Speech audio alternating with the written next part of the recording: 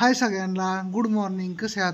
तर चला, आज शनिवार सकाळ झाली आणि माझ्या दोन्ही पण चिमण्या शाळेत गेल्या. आता दोघी जणींना सोडून आलो. आज शनिवार आणि आज आणि उरकायचं आहे. आताच पुरींना सोडून आलो. गार लागतंय बाहेर. कसं असं एकदम मस्तपैकी कवळं ऊन, एकदम छान असं कसलं भारी पडलंय ऊन आणि एकदम भारी वाटतं इथं. छान छान मस्त मस्त. चला म्हणलं आलोय पुरणला सोडून, तर एक छानपैकी एक छान असा व्हिडिओ काढा. आणि इकडं आपल्या बुकळाचं सुगरणचं काय चाललं. काय बुकळा, कशा आहेस? काय करते?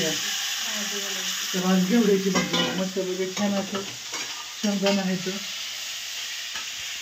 आणि ही ज्याची भाजी खायला खूप मजा येते. खूप छान स्वीट झणझणीत चमचमीत बनवते छानपैकी.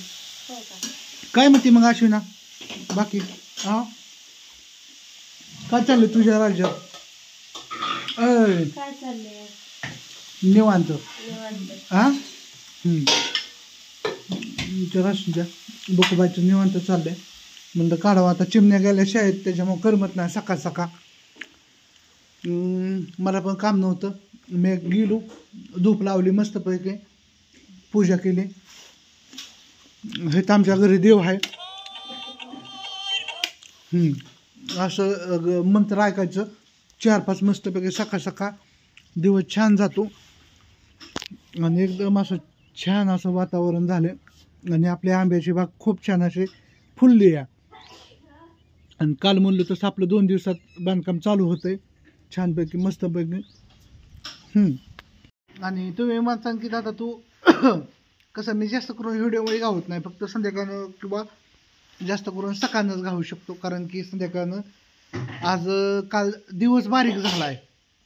म्हणजे ह्या दिवसामध्ये कसं होतं, लवकरच अंधार पडतो, त्याच्यामुळे मला काही कामावर यायला उशीर होतो.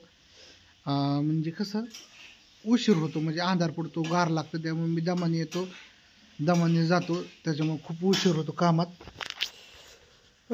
दुसरं काय नाही विषय, हे सांगावं म्हणलं. करत जा सगळेजण लाईक. हाय का नाही? बघू बाय काय म्हणते आणखी, काय म्हणते. तर चला, बायकोच्या मिक्सरला काहीतरी झाले की म्हणते मिक्सरच चाला ना. काय म्हणते वर बघ. काय झोपलाय? अगं असं हे होतंय, लय उजेड येतोय म्हणून असं छान दिसतं म्हणून म्हणलं तुम्हाला हे करा. चला, गारच लागतंय. जर्किंग काढा ना. बायकोने मला 1900 रुपयाचं जर्किंग आणलंय. खूप अशी उभी ह्याच्यामध्ये मिळते छान छान. चला, अश्विनीला काळजी माझी. काय म्हणते बकुबाई?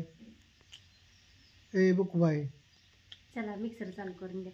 चला तिला मिक्सर चालू करून देतो, शेंगदाणा बारीक करून देतो. मला एक चपाती खायची आणि कामावर जायचंय. बाय सगळ्यांना.